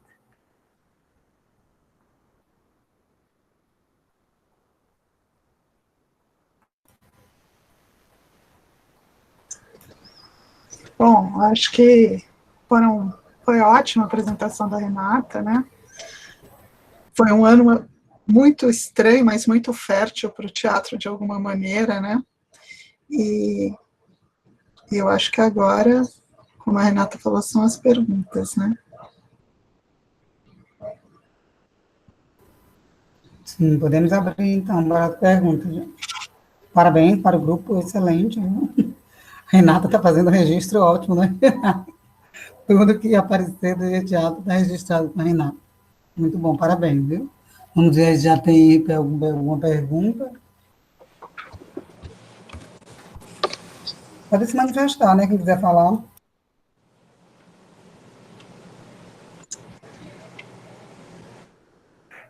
Eu acho que não precisa ser pergunta, né? Talvez alguém queira comentar alguma coisa que tenha visto no ano, ou né, dar testemunho de outras experiências que não sejam essas que eu coloquei aqui.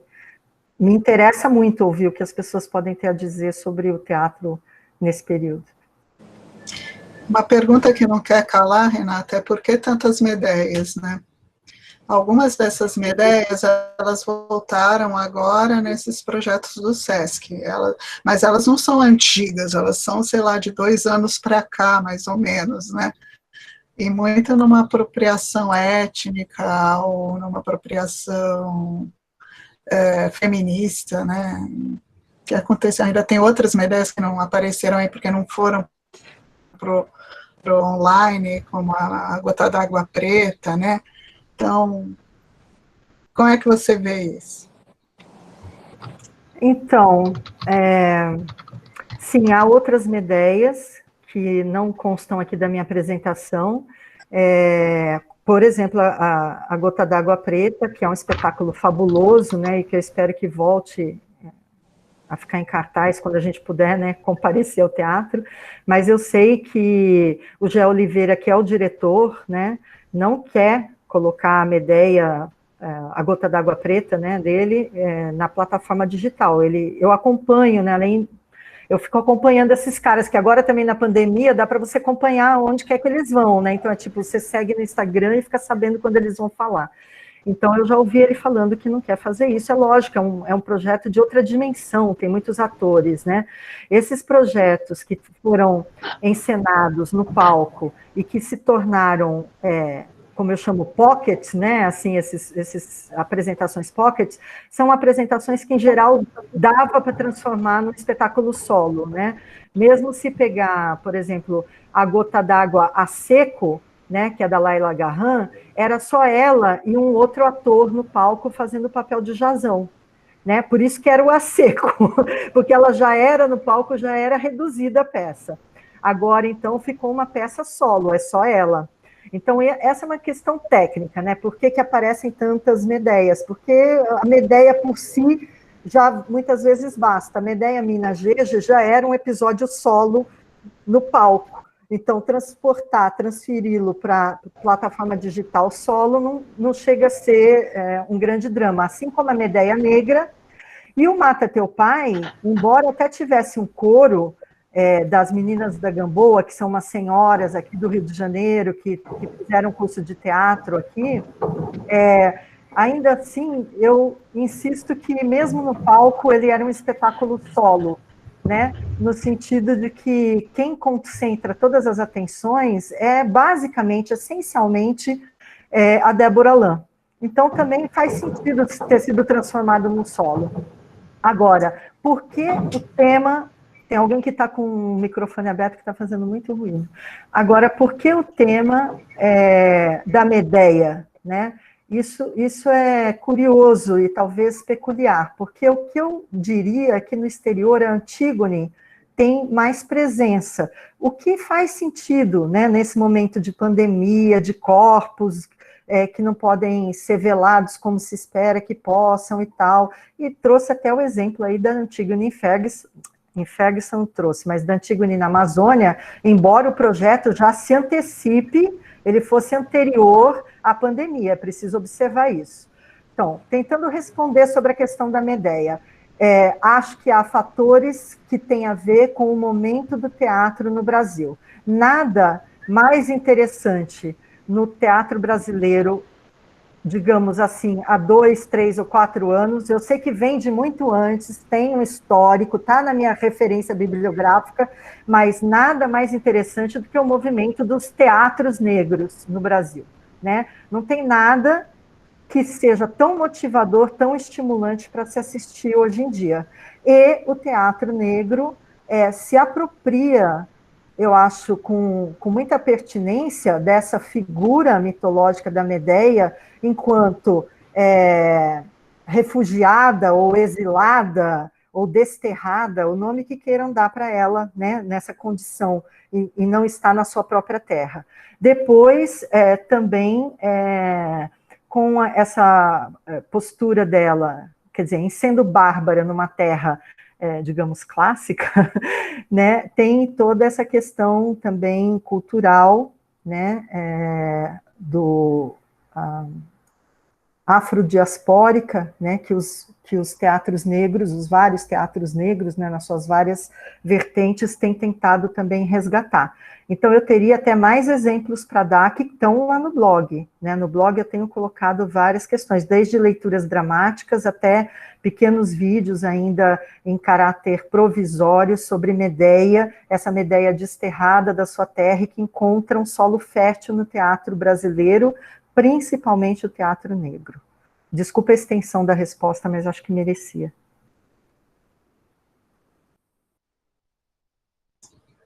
Obrigada, Renata. Luciana, você quer falar? Ela falou aqui de uma produção, não é, de um grupo aqui de Fortaleza. Fortaleza, né? A Juliana Vera, nossa Clitemnestra. Quer falar? O Renato Cândido me mandou essa dica hoje, Lu. E eu já botei na minha agenda aqui, já transferi um outro teatro que eu ia assistir. Eu tive que transferir para hoje à noite o que eu ia assistir amanhã, porque essa apresentação dessa Clitemnestra, que eu nunca tive chance de ver, porque até então, se eu entendi bem, era presencial, e agora vai ser essa apresentação online, agora eu vou ter chance de ver. Mas a Lu pode falar aí, se ela quiser.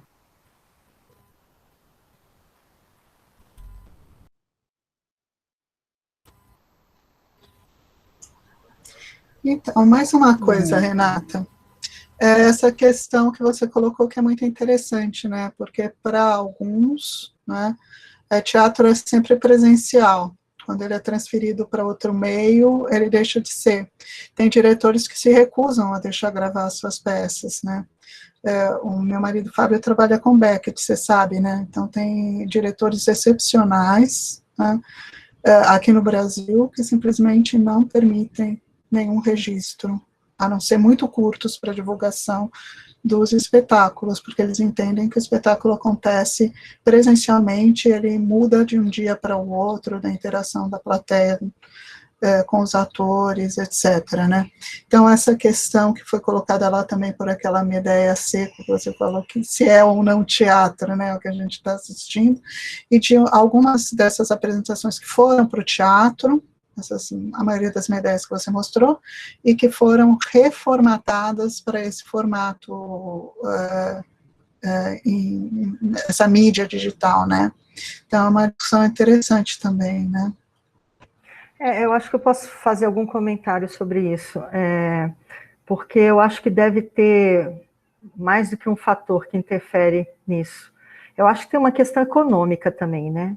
Acho assim, que tem um determinado momento que os atores precisam de uma grana e o Sesc deve propor uma grana, que eu não acho que seja fabulosa, tá? Eu não sou aqui nem defensora, nem acusadora, né, promotora aqui, nem da defesa, nem da acusação do Sesc, mas é fato que o Sesc é uma rede de teatro alternativo em São Paulo, aqui no Rio também mas em São Paulo é uma coisa impressionante, né? Se você quiser sair do circuito comercial de teatro, você tem que ir basicamente para o Sesc e para alguns pontos de grupos teatrais, de trupes, né?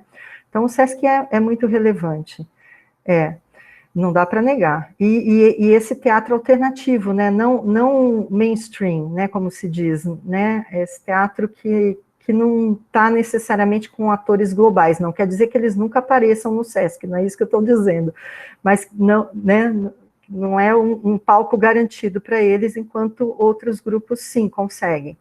Bom, onde eu quero chegar? Então, talvez o dinheiro, ou talvez também a dificuldade de dizer não para um projeto que pressupõe peças que tinham sido encenadas em palcos do Sesc e que agora tinham que estar nessa plataforma digital. Como é que você vai dizer não para um cara que sempre te abre espaço quando você precisa ter uma agenda teatral e a agenda, assim, o espaço na agenda teatral em São Paulo é uma luta de foice, né? Já conversei com várias pessoas do teatro, é uma luta de foice, nunca tem, né, espaço. Então, seria difícil também dizer não. Então, eu estou dizendo assim, nesse modelo SESC, né, para a gente entender melhor. No entanto, acho que aí tem uma questão até mais importante, que é o que eu tentei levantar ali, cutucar a onça, que é a questão, por exemplo, do Gregório do Vivier, né? Ele fez a apresentação dele, atraiu aquele público fantástico naquele dia, e nunca esteve a gravação da peça dele ali. Certamente isso já foi negociado previamente no contrato. Eu faço a live, mas a peça não fica em cartaz. Tá certo que a peça dele começou em 2019. Tá certo que ela ainda tem uma carreira nos palcos.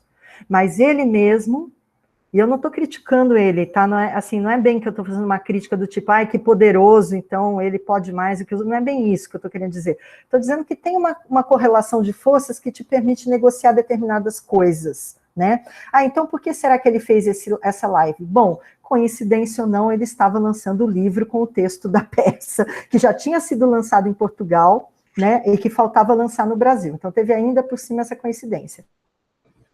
Mas deve ter gente que acha legal, né? Manter o quê? A peça em cartaz. Manter a peça em cartaz. Por exemplo, a Mireia Negra, ela já tinha mais ou menos encerrado a turnê, né? Isso que eu tô querendo... Eu acho que tem várias perspectivas, né? É isso que eu estou querendo colocar. Então, ele tem esse detalhe também, né? A peça dele ainda tinha uma carreira no palco a fazer, estava lotando o teatro aqui no Rio de Janeiro, né? Então, ainda tinha uma carreira a fazer. Tem ainda, não é que tem uma carreira a fazer. Mas ele também se manifestou contra a encenação, a transmissão online da peça. Ele falou no começo, e eu já vi declarações dele quando ele estava lançando o livro, falando como é contrário. E, de fato, há uma perda brutal entre o que você vê no palco e aquilo que ele conseguiu fazer ao vivo. Então, realmente, há uma perda qualitativa, nesse caso dessa peça, tremenda, tá? Dito isso, eu estou querendo endossar que há, sim, determinados dramaturgos e encenadores que se opõem veementemente a essa metamorfose, né, do palco para o digital. Talvez até uns falem mais do que façam, do que cumpram, como é o caso, talvez, do Gregório, como eu estou citando aqui, né, que ele se diz contrário, mas ele fez pelo menos uma live, né? Eu não vi, não sei se eu comi bola, a Antígona da Andréa Beltrão, que é um espetáculo solo, eu não vi ele transformado em digital, né? Assim, numa live, eu estou querendo dizer, eu não vi. Se alguém viu e eu comi bola, por favor, me dê um alô. Mas ele poderia ter se transformado num espetáculo, numa live desse tipo do Sesc e tal, e eu não vi acontecer.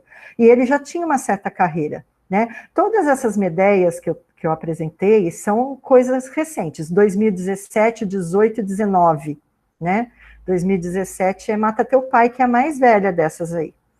Aquela outra Medeia que você mencionou, que a dramaturga diz, não sei se é teatro, essa é uma Medeia que já foi feita especificamente para transmissão digital. Eles fazem questão de salientar isso. Eu fiquei na conversa depois do espetáculo, né, que é um tema que eu até não toquei aqui, mas essa conversa pós-espetáculo, que no teatro convencional não costuma acontecer, a não ser quando tem agendamento para essas coisas, né? Eventualmente o SESC ou algum desses grupos mais alternativos faz esse tipo de coisa, mas é agendado de antemão. Agora, todos os espetáculos ao vivo, não online, né? Porque não é a mesma coisa, né? O online ele pode estar gravado lá e você assistir. Por exemplo, essa Ítaca que agora entrou em cartaz, né? Que até a Adriane que me deu um toque que eu nem tinha visto. Ítaca 365, Carvalho.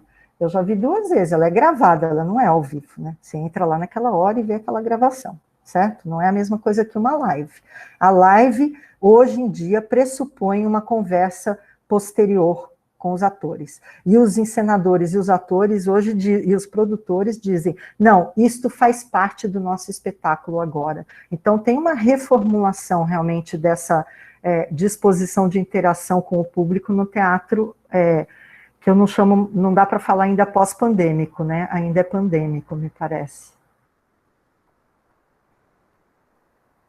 Eu acho que a Clara queria falar alguma coisa, não queria, Clarinha? Você sempre fala. Queria, mas já passou. Você já falou que eu ia perguntar. Ai, não. Por isso que eu não posso falar tanto. Pode, acho que é o Guilherme. Posso eu fazer uma pergunta? Então, você me permite, Clarinha, roubar a sua vez? Pode, claro. Eu queria perguntar exatamente sobre o Sísifo do Gregório do Viviers, o quanto ele não tem que ser visto como um ponto fora do gráfico nessa análise. Primeiro porque era uma peça assim recente, então, como você mesmo observou, ela ainda teria um bocado de tempo em cartaz, diferente de muitas dessas medeias que já estavam no final do seu run. A peça foi cortada para quase metade, você disse, de 70 minutos para 35 minutos, qualquer coisa assim. Então, ela deu uma enxugada, que é o que a gente faz quando a gente está fazendo a aula para o formato digital. Assim. Você tenta condensar, você sabe que você está lutando contra o déficit de atenção de todo aluno que está na frente do computador. Então, ela foi planejada para isso. E, acima de tudo, você tem o Star Power de um cara que faz Porta dos Fundos, que tem o canal dele, que, assim, deve ter um mundo de seguidores do Instagram que acompanharam qualquer chamada que ele fez e que, não, vamos, tipo, nem sei quem é o Sísifo, nem sei onde fica a montanha, mas vou lá ver o que ele está fazendo. Então, eu acho que a comparação com qualquer uma das medeias, com qualquer outra das montagens, exige uma certa dosimetria. O que você acha? Não, eu estou de acordo em parte, senão não teria colocado do lado do Kenan Bernardes ali, né? Mas o que eu quero dizer é justamente isso, tem uma discussão que pode existir, pode ser fomentada sobre uma correlação de forças entre atores e performers, como você queira chamar, ou seja, pessoas que têm alguma projeção. O fato é que os dois, e eu coloquei 2 homens, um do lado do outro, só para simplificar a minha vida, tá? No slide, para ser bem honesta, assim, né, para fazer mais fácil um slide. Mas veja, os dois estão no mesmo projeto do SESC.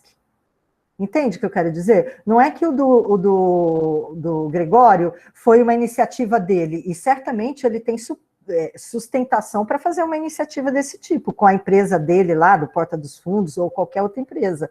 Ele teria um patrocinador para fazer, no entanto, ele topou, está dentro do esquema do SESC, é o mesmo esquema.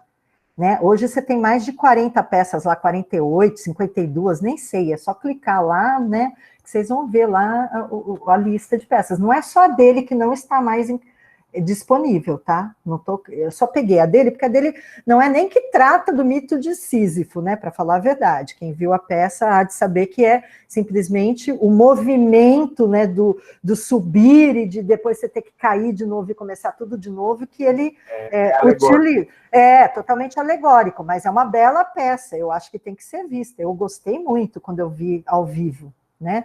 No entanto, o que eu estou querendo dizer é que ele topou entrar no mesmo esquema, só que dentro do mesmo esquema tem tratamentos muito diferentes. E nenhum deles está reclamando, e nem eu estou reclamando, eu só estou apontando para o público, digamos assim, interessado, como o status de uns difere do status de outro. E ainda dei um subsídio. Eu falei, olha, a do Kenan Bernardes, que é uma peça lindíssima, a Medea Minageja é um solo maravilhoso. O texto é lindo, a encenação é linda, aquele ator negro maravilhoso, de barba, fazendo o papel de Medea, é deslumbrante. No entanto, ele não tem nem 2.000 visualizações, enquanto que o Gregório, naquele dia, o último print que eu tenho, ele já tinha 6.058, sei lá, ainda faltavam uns 10 minutos para acabar, mas eu não acho que fosse subir mais do que isso, né? Então, são status diferentes. Agora, estava no mesmo modelo. Dentro do mesmo modelo, cada um recebeu um tratamento diferente, de acordo com o que pode negociar, que é a tal correlação de forças que eu estou falando. Eu penso dessa maneira, né? Não sei se eu estou enganada, eu aceito outros argumentos, mas não acho que a gente está falando coisas diferentes, tá, Gui? Na verdade, eu acho que a gente está falando a mesma coisa. Obrigado. Acho que a Lu queria falar, não queria, Francisca Luciano?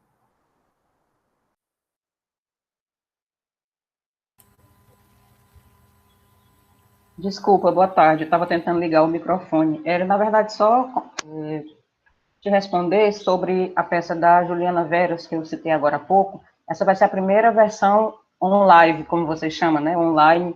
Ela tem, por natureza, ser presencial, né? O projeto nasceu com essa visada e do SESC, né? Um festival promovido pelo SESC em 2018, 2019, em várias cidades brasileiras, passou por São Paulo, passou pelo Rio, acho que a última que ela fez no Eixo Sudeste foi BH, e uma das propostas também, tanto desse grupo do Coletivo Calentegro, o coletivo Companhia Crisálida de Teatro, como o outro coletivo que também viajou o Brasil com outro espetáculo, também tratando da violência feminina, de promover oficinas e promover debates após os espetáculos, né? Um ponto que você falou, que aqui, pelo menos no Ceará, e por onde esses coletivos passam, a Companhia Crisálida, e normalmente nos festivais promovidos pelo SESC, há esse momento do debate, né, após os espetáculos. E nessa pegada online, nem sempre isso tem acontecido, pelo menos nos que eu prestigiei, eu pude visualizar. Nas versões do Instagram, às vezes acontece isso. Acredito que talvez nessa montagem da Ju, da sua leitura de Clitemnestra, que na verdade não chega a ser uma adaptação da Oresteia, do espetáculo do Agamemnon, mas é uma pesquisa que já leva mais de 10 anos, né? A sua primeira versão é de 2008, ela já fez 10 anos, ela continua em cartaz, a partir de uma colagem, de uma pesquisa de diferentes montagens, diferentes peças de teatro, quando ela foi aluna do Orlando, né? Então, o Orlando fez uma provocação para ela de fazer uma versão voltada para a figura de Clitemnestra, né? E, desde então, ela vem acrescentando coisas, elementos por onde ela passa, e isso é trazido à tona no espetáculo, e especialmente nas oficinas também que são montadas para públicos diferenciados, não só para quem vê o espetáculo, ela abre para a comunidade em geral, e eu acho que isso também tem um ponto de inflexão interessante para acrescentar, que esse grupo coletivo Crisálida está trazendo também, agora com o que eles estão chamando de casulo virtual. Então, isso que não foi contemplado, em parte, pelo Palco Sesc, na sua versão online, eles estão agora tentando promover pelo Instagram, que são os debates, as rodas de conversa que aconteciam nas peças presenciais, né? Então, são duas coisas. Vai ter essa primeira montagem online, do espetáculo Clitemnestra, que vai ser amanhã, pelo Instagram da companhia, e também já começou, às terças-feiras, estão acontecendo rodas de conversa no que eles estão chamando de casulo virtual. Não só sobre peças, mas sobre montagem, produção, a dificuldade dos atores também, porque tem sido realmente algo muito singular, mesmo com a aprovação da Lei Aldir Blanc, especialmente trabalhadores do teatro, que não só os atores, mas os iluminadores, os montadores, os bilheteiros, as bilheteiras, esse pessoal não está sendo contemplado.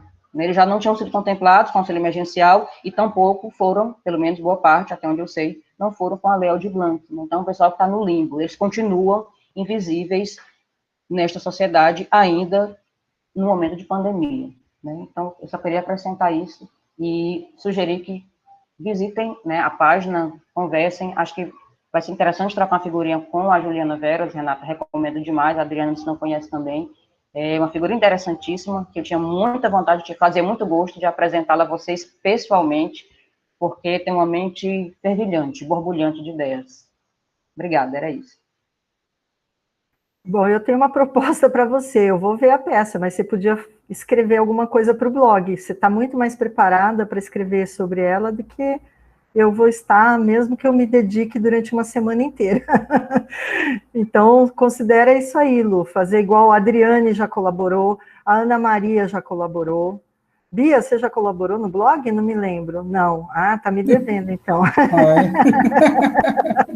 Você não falou que colaborou já? O Beethoven já colaborou, então tem várias pessoas que quando, né, acham que tem a ver, é aberto, realmente aberto. É lógico que a pessoa tem que ter visto a peça, tem que estar se sentindo confortável para emitir uma opinião, né, com uma fundamentação. Mas eu não faço qualquer censura do tipo, só pode elogiar ou só pode criticar, não tem nada a ver com isso, né? É simplesmente uma manifestação de alguém que tenha visto. Então, a Lu está convidada, se quiser escrever. Eu, de fato, não conhecia esse espetáculo, não conhecia a Juliana, e vou ver amanhã, já me organizei, como eu disse, né? Então, uma das coisas legais também que tem acontecido é que algumas pessoas já começam a me dar uns toques, né? Que foi o caso do Renato hoje, o Cândido, né? Ele me mandou uma mensagenzinha de Instagram, outro dia a Adriane que me falou da Ítaca, porque eu não tinha chegado em mim o lance da Ítaca. E eu sigo até o Guilherme Gontijo, mas não vi, naqueles zilhões de Instagram que aparecem, né? Eu não tinha visto. E acho que eu podia comentar uma coisa muito rapidamente do que a Lu falou. Eu não sei se você percebeu, Lu, mas eu comentei sobre a invisibilidade dos técnicos, né? De som, de luz, o pessoal da figurinistas, cenógrafos, né? Como para eles é muito mais difícil conseguir um tipo de subsistência, assim, nesse momento pandêmico, né? Aí algumas associações têm atuado, mas nem todas, né? A Associação dos Produtores Teatrais, aqui no Rio de Janeiro, é muito forte, fez muitas campanhas, eu até fiz doação em dinheiro também, e eles têm distribuído um cartão alimentação, eu acho que mais para técnicos até do que para atores e atrizes, eu desconfio, mas foram muitos que eles já conseguiram distribuir, né? Enfim, então tem algumas associações fazendo alguma coisa em prol desses técnicos teatrais. Bom, não sei. Se alguém tiver mais algum comentário. Eu só queria elogiar mesmo a apresentação, que foi maravilhosa, viu? E assim, você trouxe essas colocações que para mim eram novas sobre a Medea, né? Acho assim, fenomenal. Acho que quanto mais trazer novas perspectivas melhores para a gente que é acadêmico, porque nem tudo a gente está interagindo o tempo inteiro nas redes sociais e não tem como estar a par de tudo, né? E seu blog colabora muito para a gente que, assim, não tem tempo hábil para estar, né, prestigiando, né, esse pessoal. E eu acho, assim, fenomenal quando você trouxe e traz, assim, a curiosidade desperta para a gente poder prestigiar, né, esse pessoal que não é assistido, que está pouco prestigiado, né? Então, eu acho maravilhoso essa sua perspectiva, viu? Poxa, muito obrigada, fico até comovida, assim. Como eu expliquei, né, foi por causa de necessidade, como trabalhar com recepção, que foi minha proposta de trabalho dentro das clássicas desde o começo, né, a Adriane é muito testemunha disso, que foi a pessoa que me convidou para fazer parte do grupo de pesquisa, quando estava me dando aula de teoria, não sei se era teoria de tradução que chamava a disciplina, Adriane, era?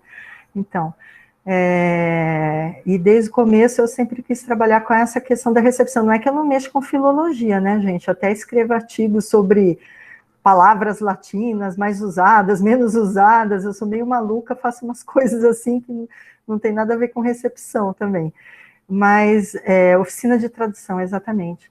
Mas a recepção dos clássicos me motiva muito, porque me parece que é a razão de viver deles, dos clássicos hoje, né? Eu estou falando clássico genericamente, tá, gente? Quer dizer, né, incluindo o Homero, desculpe, ninguém surta aí, mas estou falando clássicos para ficar mais fácil, uma palavra só, né? Porque, senão, eu acho que as coisas não vão acontecer, né, assim, é capaz das pessoas ficarem muito entediadas. Pensa, sei lá, o que aconteceu outro dia, né, esse burburinho em torno da estátua da Medusa, lá em Nova York, né, se você não tiver abertura de entender que isso também é recepção, né, da mitologia antiga, que você também tem que trabalhar e discutir isso, né? Ou, por exemplo, agora o novo filme de Cleópatra que vai ter com aquela atriz israelense, né? Que fez a Mulher Maravilha, nunca sei o nome daquela mulher, que já gerou uma super polêmica. Isso, Gal Gadot. Acho que é Gadot que fala, né? Tipo francês, não sei, Clarinha. Gadot. Fala o T, então? Ah, tá, Gal Gadot. O Guilherme é a melhor referência para essas coisas. Gal Gadot, ele sabe tudo. Super pop. Então... Ela estava na Comic Con Experience, desculpa, gente. Então, tá vendo? Então, né, Gui, a gente até trocou umas figurinhas sobre essa coisa outro dia, porque o Guilherme tem interesse também nisso, né? Como virou, não sei se vocês acompanharam, virou um burburinho, né, no Instagram, sei lá, o Twitter eu não acompanho, não sei que eu não tenho conta de Twitter, mas virou um burburinho, como que ela vai encenar a Cleópatra, tinha que ser negra, quando é que vai ter uma Cleópatra negra no cinema e tal, né? Então, isso tudo é que faz essa recepção no cinema, na estátua que está na praça em Nova York, tudo isso é que faz os clássicos ainda estarem vivos, e para mim esse é o motivador de eu estar trabalhando, uma parte importante da minha motivação de estar trabalhando com isso. Às vezes é meio cansativo, né? Por isso que eu estava tentando provocar Sbeck e outras pessoas, né, para ver se a gente faz alguma coisa. Eu tenho muito interesse em resgatar todo o arquivo da professora Zélia, que agora eu só estou vendo o teto dela, mas eu sei que ela está ali. Né, o arquivo, lá, ela apareceu, tá vendo? Que eu sei que ela estava ali.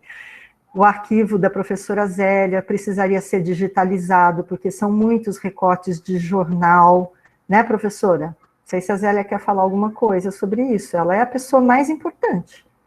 Não sou eu, não, é ela.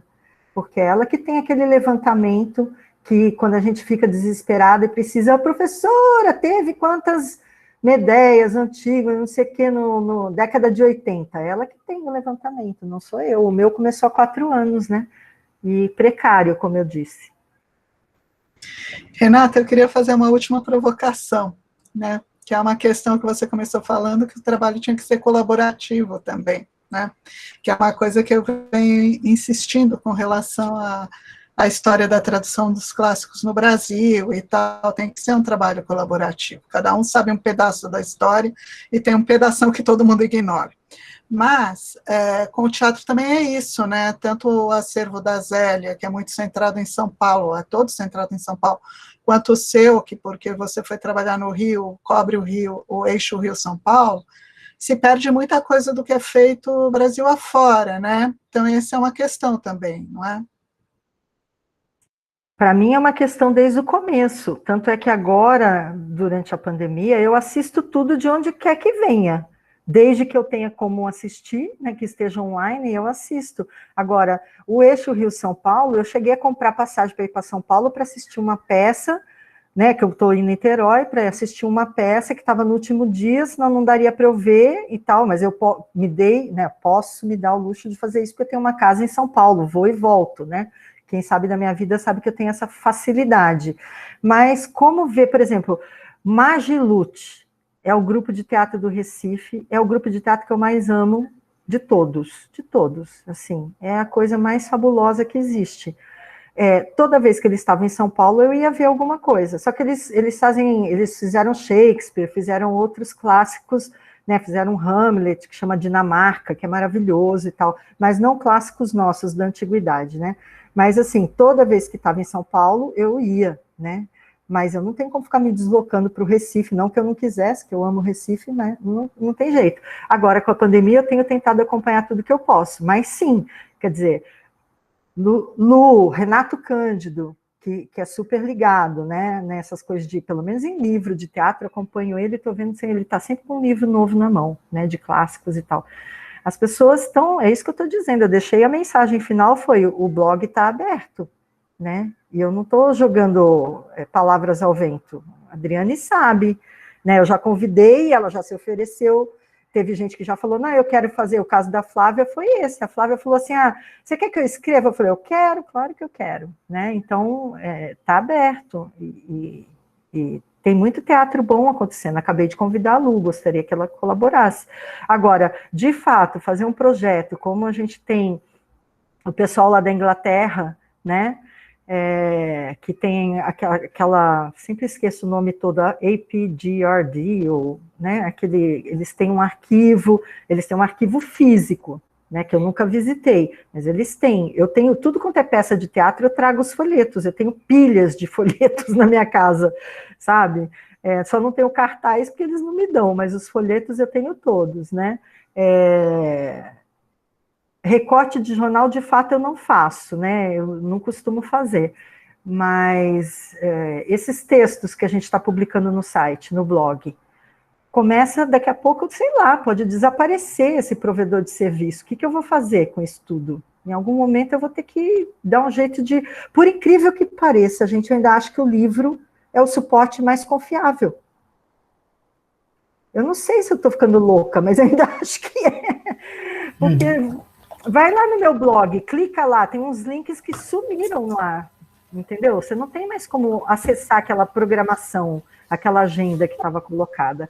Tem uma pergunta da Tatiana Ribeiro aqui.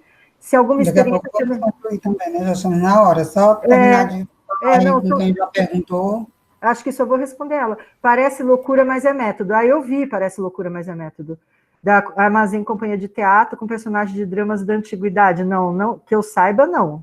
O Parece Loucura, mas é método são, para quem não sabe, são personagens shakespearianos que participam de um jogo, né, online, ao vivo, assim, é tipo uma enquete, aparecem 2 personagens, cada um interpreta, encena uma fala de um personagem do outro, aí você pode votar. Então, você vai votando até que vai eliminando os personagens e chega num final, né, num personagem final. Não, com antiguidade eu não vi. Tentando se esconder, a Renata vai lá e descobre. O que é que eu vou lá e descubro? Não, acho que era alguém que não queria aparecer. A professora Zélia, que ela estava tentando se esconder. Zélia! Porque essa data... Mas ela apareceu bastante, ela começou Zélia falando. Tá ali, né, ó, que a câmera está virada para o teto, Zélia, por isso a brincadeira. Então, gente, vamos, né? Eu creio que já foi bastante, né, debatido. Vamos... A Clara fez uma colaboração, eu tenho que mencionar. A Clara fez de uma écuba na Bahia. A Clara escreveu. Ela falou ali mesmo. Nunca disse que não pode. Não é porque está escrito Rio, São Paulo, é que o meu compromisso é Rio, São Paulo, porque é onde eu transito, mas é isso que eu estou dizendo, todo mundo pode escrever. Assim, né, todos sabem que existe e passam a mensagem para você como também. Claro. É muito bom. Aí, Beck pode ajudar, mas você também pode fazer um grupo, alguma coisa no sentido até, né, como é que é, formalizar alguma coisa nesse sentido também. Tendo quem faça, né, você já está aí se disponibilizando. Eu vi aqui que o Glaudinei me passou um link aqui de um lugar que eu posso tentar resgatar links. Entendi. Sim, legal. É bom depois verificar essas coisas também, né? Isso é importante. Tá bom, então acho que o que eu podia... Ótimo, né? O Ney sempre faz uma foto no final, antes que o pessoal fuja, né? Aí, antes de todo mundo fugir, ele pede que abra, quem quiser aparecer na foto, né? Liguem suas câmeras, né? E apareçam aí, que ele vai tirar uma foto, vai fotografar todo mundo. Tá? Ele vai preparar já. E na próxima semana nós teremos a mesa de encerramento, viu, gente? Dia 17/12, com Sandra Lúcia, da UNB, representando o grupo Retor, e Olimar Flores Júnior, da UFMG, representando o grupo NEAM. E eu estarei na mesa para encerrar. Nós encerraremos na próxima semana o nosso segundo seminário de grupos da SBEC, tá? Convido que todos estejam presentes, quem puder participar, tá bem? E continuamos com os nossos ensaios, né? Os estudos clássicos na pandemia. Os textos que forem chegando, nós vamos publicando a cada semana. Deixando claro aqui, que depois eu vou registrar, que a ideia foi da Adriane.